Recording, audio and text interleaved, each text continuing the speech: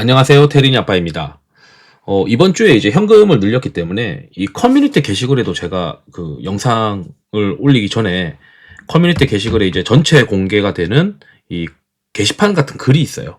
거기에 보시면은 제가 텔레그램 채널에다가 그 멤버십 회원들이 모여있는 텔레그램 채널에 수요일이랑 목요일부터 주식을 좀 팔고 현금을 좀 늘릴 생각입니다. 라고 이제 말씀을 드렸고, 그걸 그대로 캡처를 해서 저는 이제 현금을 늘릴 계획이다 라고 말씀을 드렸어요. 그래서 제가 가지고 있는 지표가 이 금요일 날 기준으로 단기 과열을 지금 이야기를 하고 있고, 4월 말은 지나야 이 과열이 좀 해소되지 않을까 이렇게 생각을 하고 있는데, 관련해서 영상을 준비했습니다. 이거는 이제 미국의 그 피어 앤 그리드를 제가 열합판으로 만들어서 오실레이터로 만든 거예요. 꽤 동행하는 지표인데, 지금 현재 과거 기준으로 보게 되면 과열권까지 올라왔습니다. S&P 500도 그렇고 나스닥도 그렇고. 그럼 이게 꺾이고 나서 팔면은 좀 늦기 때문에 보통 이제 과열권에 들어가면 주식 비중을 좀 줄이죠. 그래서 이 자산 배분 전략을 주로 하고 있는 미국장의 경우에는 방어 포지션을 이미 좀 쌓아놨어요. 수요일이랑 목요일 날 이렇게 걸쳐가지고 미국 시간으로. 그리고 한국 거를 보시게 되면 한국은 이제 금요일까지 코스닥도 단기 과열권에 지금 들어가 있고, 그 다음에 코스피도 단기 과열권에 들어와 있습니다. 그렇다면 이제 우리가 왜 이제 또 계속 주의를 해야 될까, 이런 고민들을 해봐야 되겠죠.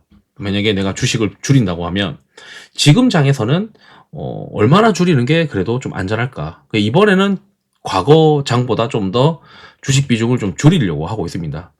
지난번에 이제 이 과매도되어 있었을 때는 이제는 좀 주식을 사자, 이때는 그 압축을 해서 오히려 베타를 높여야 되는 시기다라고 이제 말씀을 드렸는데, 이게 여기 전고점 부분까지 오실레이터가 올라와 버리니까 지금은 또 겁이 나기 시작했어요. 그래서 제가 걱정하고 있는 것들을 말씀드리면, 우선 트럼프가 이제 문제인데, 트럼프가 이제 중국에다가 중국이랑 미중 무역 분쟁을 계속 하고 있죠.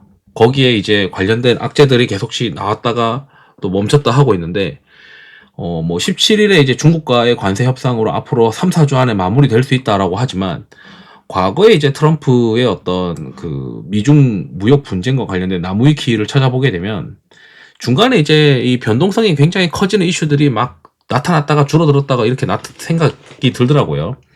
그러니까 트럼프 1기를 비교해서 보게 되면 시장에서는 여기 보시게 되면은 뭐 90일 동안 새로운 관세가 부과되는 거에 연기되었다라고 하고 나서도 그 뒤에도 이제 막 변동성이 높은 어떤 시절들을 보냈었고, 이거에 대해서 이야기하시는 이 애널리스트 분들도 꽤 많이 있는 것 같더라고요.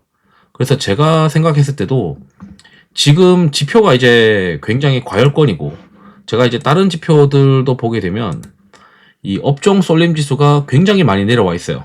그러니까 이게 많이 내려와 있다는 거는 결국 이제 다시 올라갈 텐데, 올라가는 구간에서는 상승하는 종목군과 하락하는 종목군 사이에 편차가 커지게 됩니다. 그러면 시장이 굉장히 어려운 시장이 되는 거죠. 일부만 생존해 있다는 어떤 시장이니까. 보통 이 붉은색이 위로 올라가는 구간에서는 시장이 어려운 구간들이 나타나기 때문에 차라리 현금을 들고 있는 게 유리하더라. 근데 현금을 100% 들고 있어 가지고는 이 시장에 완전 이탈해서는 시장 흐름을 쫓아가는 게 어렵기 때문에 저는 한 70%에서 또는 50%까지 현금 비중을, 이 주식 비중을 낮추고 현금 비중은 이제 한 30%에서 50% 정도를 플레이하는 것을 선호합니다. 그래서 이번에 지금 한 35%에서 40% 수준으로 맞춰놨는데, 여기 이제 제가 업종 단위로도 어떤 것들이 빈지빈지를 좀 많이 봐요. 근데 지금 코스피도 그렇고 코스닥은 지금 좀 수급이 좀 빠지고 있고, 거기에 업종 단위로 보게 되면 수급 빈집이 잘 안 보입니다.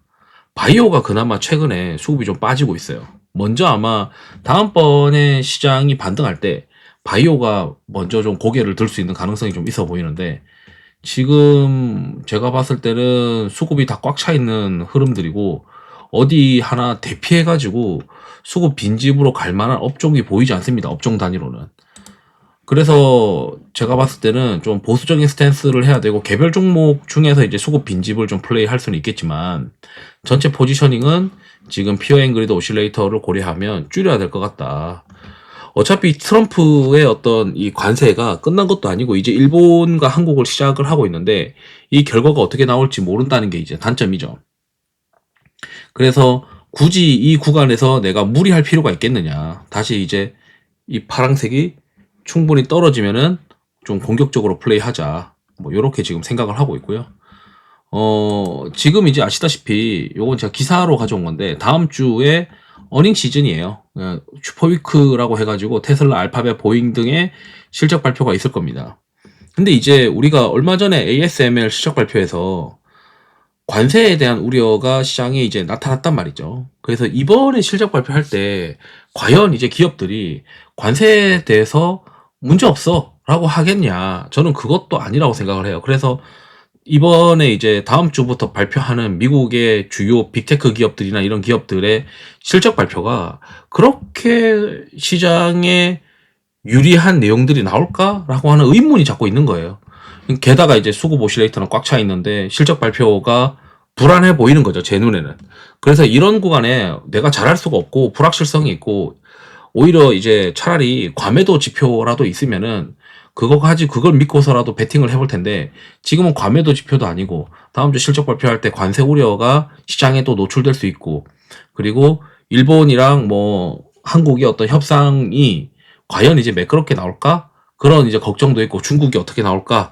이런 고민들도 있습니다. 그래서 지금 불확실한데 차라리 그 지표가 과매도면은 그런 불확실성이 있더라도 과매도 하나 믿고 그래도 들이댈 수는 있겠지만 지금은 다음 주에 이벤트들이 꽤 많이 있기 때문에 보통 이제 이 오실레이터가 올랐다가 다시 이제 전저점까지 떨어지는 구간이 시장의 어떤 변동성에 따라 다르긴 하지만 보통 한 보름 정도 걸리거든요. 그래서 지금 4월 18일이라고 하면 5월 초까지는 이 수급 오실레이터가 쭉 내려가는 어떤 구간이 나타날 수도 있고 그 구간을 잘 피하기 위해서는 현금을 좀 들고 있는 것도 좋은 전략인 것 같다. 이렇게 생각을 합니다. 특히 이제 한국도 지금 이미 과열권에도 들어와 있고 미국도 과열권에 들어와 있고 업종 쏠림 지수는 굉장히 내려와 있기 때문에 주의해야 될 것 같다. 이렇게 이제 말씀드리면서 영상을 마치도록 하겠습니다. 투자에 도움 되시길 바랍니다. 감사합니다.